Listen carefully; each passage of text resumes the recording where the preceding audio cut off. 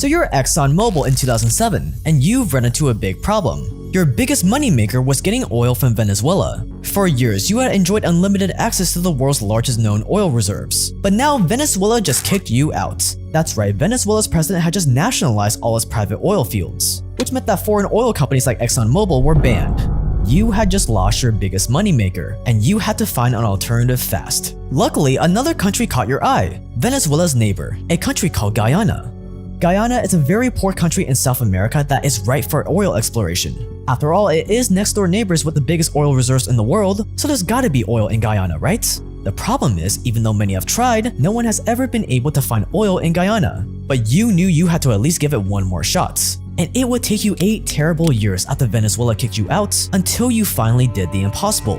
You discovered oil in Guyana. And in the last decade, some 11 billion barrels of oil has been found, which is the most significant discovery of its kind in recent years. Guyana's newest oil discovery by ExxonMobil at Cataback within the Stabroek Block has increased the discovered recoverable resource to approximately 10 billion oil equivalent barrels. Ding ding ding, it was a miracle, and it turned out to be one of the biggest oil discoveries ever.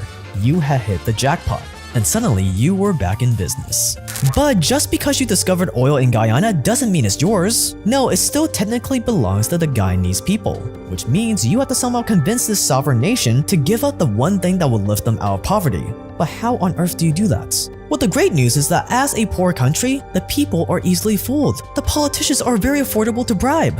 At the time, Guyana's GDP was a measly $4 billion. While ExxonMobil? You made $4 billion every 6 days. And with that kind of money, you can do anything. All you gotta do is use some of that cash to fool the Guyanese people into welcoming you with open arms. And once you get your foot in the door, you can start systematically taking over every aspect of Guyanese society. You'll be able to silently take over their governments, to take over their free press, their legal system. And ever since the discovery of oil in Guyana, that's exactly what ExxonMobil has been doing. Today, ExxonMobil has completely and utterly colonized Guyana without a single shot ever being fired, and no one has been the wiser. One journalist wrote it best: in Guyana, it's become hard to distinguish where the oil company ends and where the government begins. This is a story about how one transnational corporation managed to take over an entire nation state in the span of just a few years. Stay dangerous and let's get into it.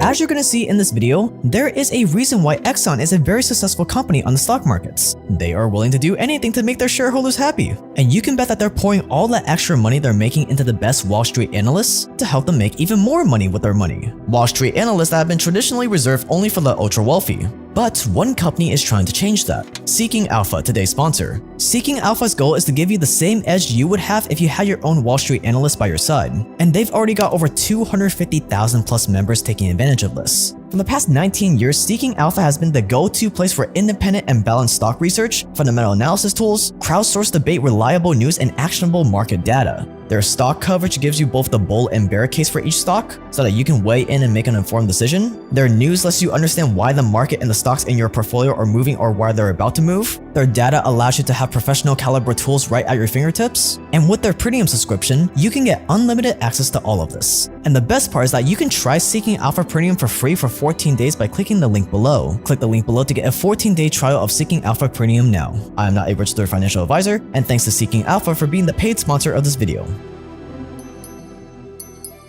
Here's what you have to understand about taking over a country, whether it be by force or more economic means. It's that if the people hate you, eventually they're gonna revolt. Just like what happened to you in Venezuela. We want to prevent that from repeating itself here. So the first step in colonizing a poor country like Guyana is to win the hearts and minds of the public.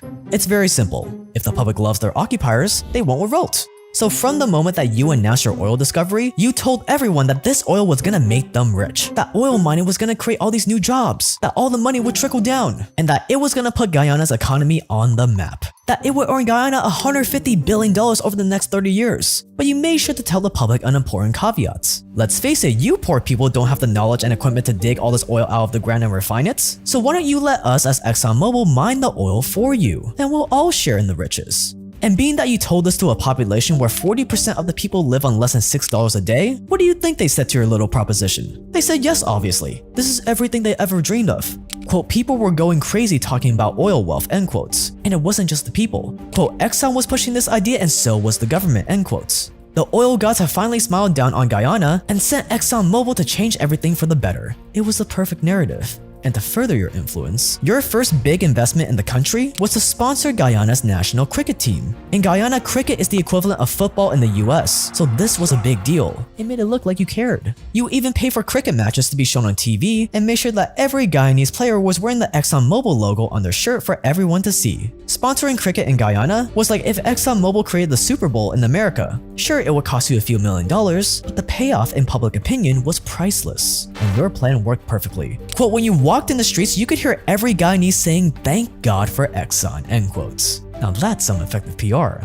You as an oil giant were a hero in the eyes of the public, their knight in shining armor that had come to save them out of poverty. Now all you needed was for the government to love you as well.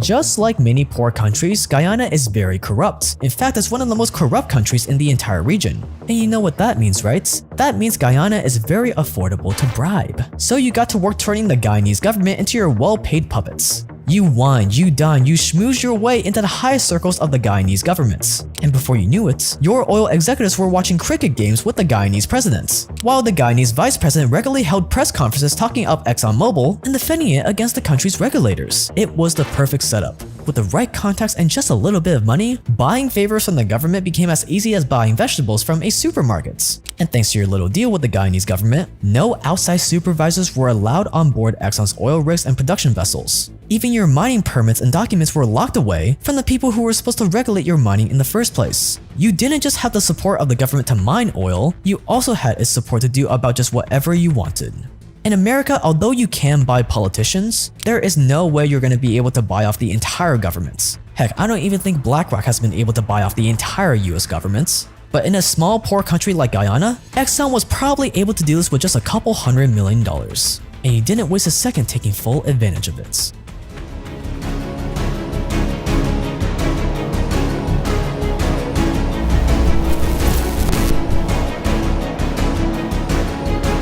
The media controls our reality. Think about it. The public only cares about issues when the mainstream media is blasting it in their faces 24/7. Coronavirus. COVID-19. And the same is doubly true for a small, uneducated country like Guyana. If pesky, independent journalists are blasting your name in the bad lights, the public will turn on you.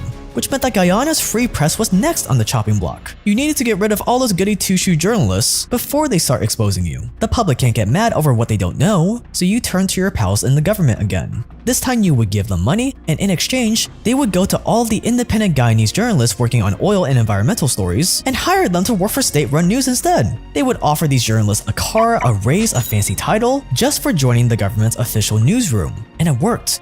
In a country where the average annual salary was just $6,500 a year in 2019, no one could resist the offer. One by one, journalists were bought off. And since they now all worked for the government, you had the last say on every story they published. The results? No more negative stories about you or oil in the news. Without anyone to report on your shady deals, the public had no way of knowing what you were really up to. So now you don't need all of Guyana to love you anymore. You just need to keep them in the dark. But even with the media in your pocket, there's still gonna be some stragglers that learn about your dark deeds. What if they try to sue you or use the legal system against you? Well then, I guess we're just gonna have to take over the legal system next.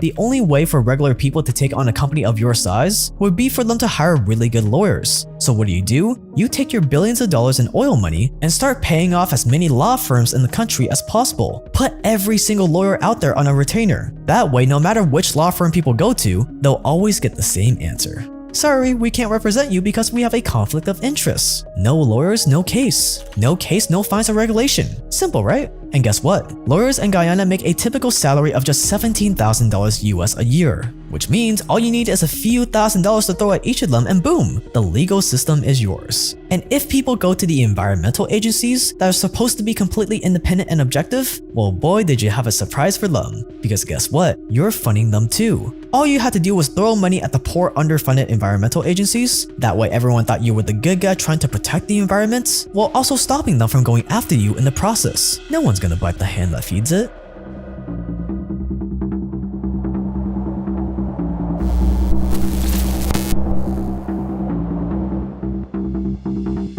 As ExxonMobil, your drilling operation in Guyana is one of the most dangerous in the industry, like Deepwater Horizon level dangerous. The Deepwater Horizon explosion spilled oil and gas throughout the entire Gulf of Mexico, and it cost BP $69 billion to clean it up. For comparison, Guyana's current GDP is just $8 billion.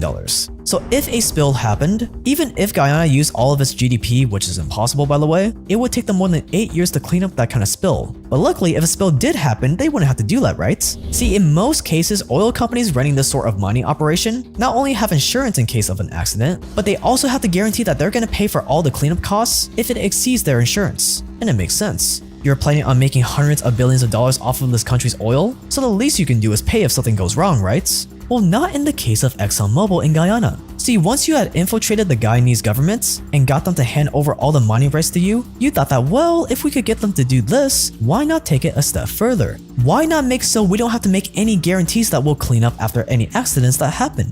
That's right, if any sort of oil accidents happen, ExxonMobil is legally off the hook. Now to be clear, you still gave them your word that you would clean up any mess you made, but there's nothing in the fine print saying that you have to. So now if a spill did happen, it would be the Guyanese taxpayers who are on the hook to pay for it. And obviously this did not sit well with a lot of people. With this move, you have finally revealed your true colors. That you didn't really care about the people or the country, it showed that you were just in it for the money all along. And so suddenly public opinion about ExxonMobil started to change, and the people took you and the Guyanese government to court, accusing you of working with the government to break the rules. But luckily, the Guyanese government refused to stop supporting you. This was the first time in history that an oil company and a government environmental agency was on the same side of a lawsuit. And even when Guyana's high court ruled against you, the government just wouldn't accept it. Instead, they lodged an appeal on your behalf. Yes, the government was fighting for ExxonMobil. And with that kind of power, now all you had to do was sit back and let the money flow in.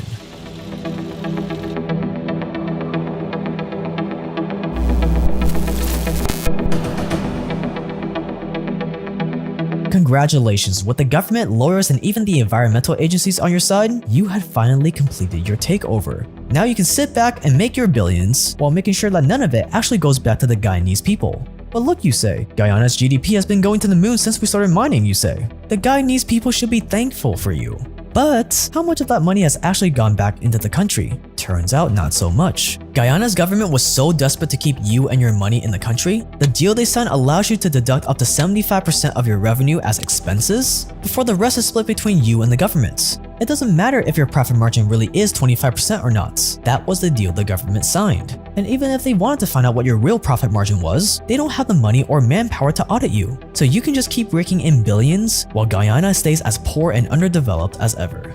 And sure, more and more people are starting to realize how you con them out of their oil, but with more and more oil being discovered every year, and more oil wells being dug by ExxonMobil, given how deeply rooted ExxonMobil is with the government and the economy, it may just be too late.